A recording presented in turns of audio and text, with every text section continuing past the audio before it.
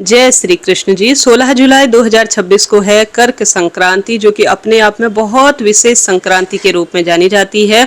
सूर्य भगवान कर्क राशि में प्रवेश करते हैं और इस दौरान सूर्य देव मिथुन राशि से कर्क राशि में प्रवेश कर दक्षिणायन की ओर शुरुआत करते हैं। हालांकि हर महीने संक्रांति आती है, परंतु दो संक्रांति ऐसी हैं जिनका बहुत महत्व है। एक तो है उत्तरायण, जो कि जनवरी महीने में आती है जब सूर्य भगवान मकर राशि में प्रवेश करते हैं।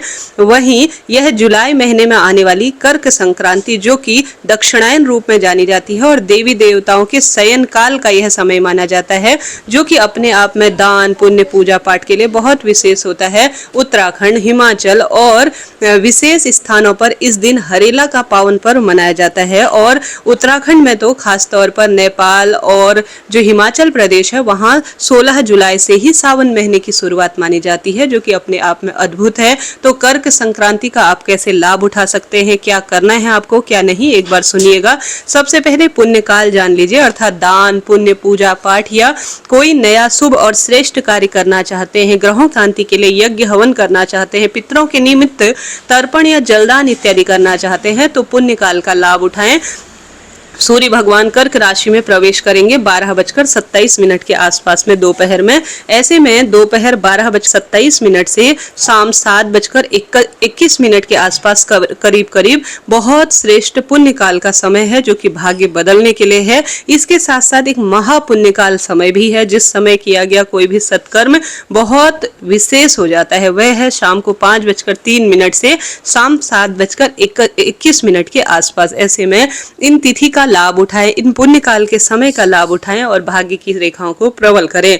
कर्क संक्रांति अपने आप में बहुत विशेष जानी जाती है। इसका अपने आप में ज्योतिष में बहुत वर्णन मिला है, स्कंद पुराण में इसका वर्णन मिला है, जो कि अपने आप में अद्भुत है। और साथ के साथ जब भी संक्रांति हो, एकादशी हो, अमावस हो या आपका व्रत उपवास हो, दूसरों के घर का अन्न आपको नहीं खाना चाहिए। आप जानते होंगे, हालांकि गुरुजन कोई प्रसाद स्वरूप आपको देते हैं, आपके माता पिता का घर, आपके ससुराल पक्ष इत्यादि में आप निश्चित रूप से वहां भोजन कर सकते हैं, परंतु किसी दूसरे व्यक्ति का भोजन अगर इन तिथि पर किया जाए तो आपके कहीं ना कहीं पुण्यों का नाश होता है, ऐसा शास्त्रों में वर्णित है। ऐसे में आप इस कर्क संक्रांति का कैसे लाभ उठा सकते हैं, एक बार सुनिएगा। जैसे कि इस दिन स्नान, दान, व्रत उपवास और अन्न वस्त्र दान, पितरों के निमित्त तर्पण इत्यादि के दान की महत्वता है। हर एक व्रत उपवास में हमारे शास्त्रों में कुछ विशेष जो चीजें होती हैं उसके दान की महत्वता है। आज जो है शास्त्रों में जो लिखी गई है कर्क संक्रांति दान के बारे में, वह है जामुन का दान। अभी जामुन बाजार में खूब अच्छी तरह से मिल रहे हैं, कोई चिंता टेंशन की बात नहीं है।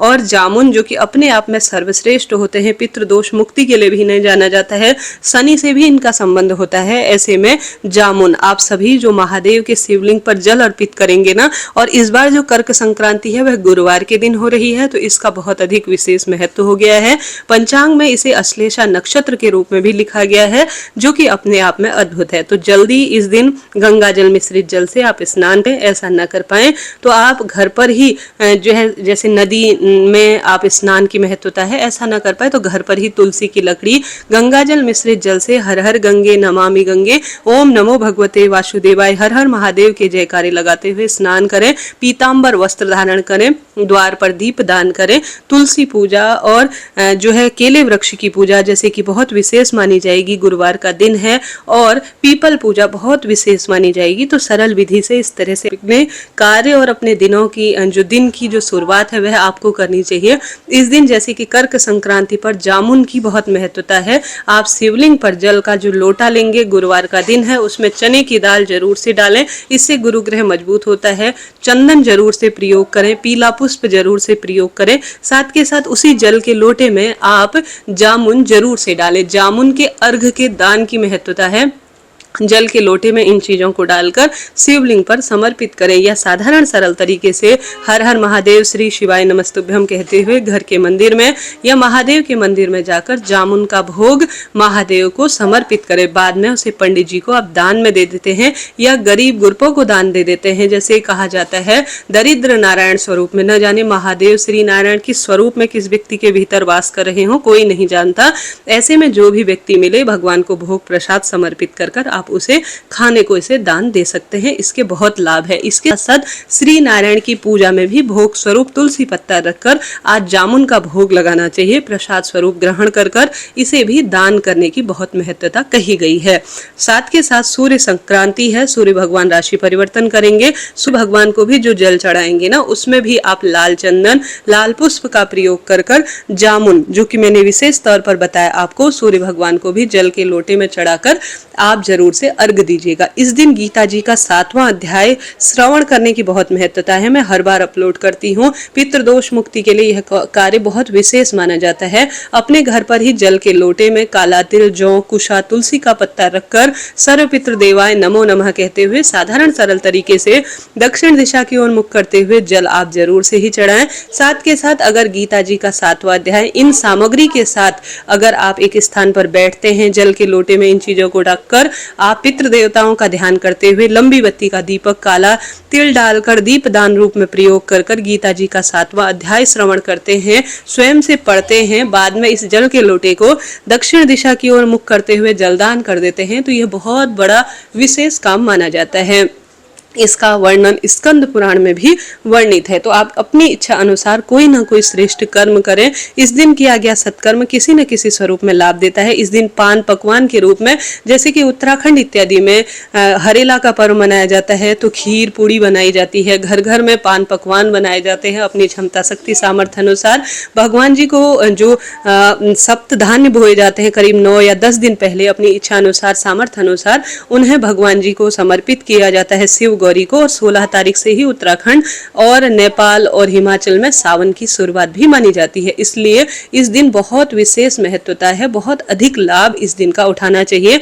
हरेला जो कि जो पत्तियां होती है सप्त धान्य में से निकली हुई, उन्हें प्रभु को भोग लगाकर भोग प्रसाद समर्पित कर बाद में अपने कुटुंब परिवारजनों को भी इस हरेले को आशीर्वाद स्वरूप जी रया जग रया कहते हुए अर्थात आशीर्वचन देते हुए उनके मस्तक पर धारण इसे करवाया जाता है। साथ के साथ जो मुंह मीठा कराने की परंपरा, दान दक्षिणा और पौधा रोपित करने की महत्वता इस दिन कही गई है। अगर आप सभी उत्तराखंड से हैं तो इस चीज को जानते होंगे, समझते होंगे।